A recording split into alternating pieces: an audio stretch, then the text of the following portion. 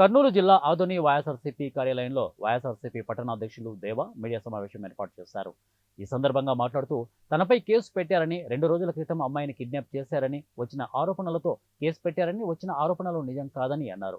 Case విచారణలో case false case అని తేలిందని, case పెట్టేటప్పుడు నిజాలు తెలుసుకుని కొంతమంది దుష్ట శక్తులు వెంట ఉండి కేసు పెట్టించారని, వారికి ఏ పాపం తెలియదని వారన్నారు.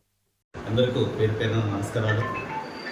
ముందుగా ఈరోజు నా మీద కేసు నమోదైంది తిరగటంలో అని చెప్పేసి, కిడ్నాప్ కేసు అని చెప్పేసి కొంతమంది కొన్ని ఛానళ్ళు పెట్టడం జరిగింది. కొన్ని ఛానళ్ళలో అయితే బ్రేకింగ్ న్యూస్ వచ్చింది. ఏదైనా ప్రజలకు తెలియాలి, వాస్తవాలు తెలియాలి కాబట్టి నేను మీ ముందుకు ఈరోజు నేను రావడం జరిగింది.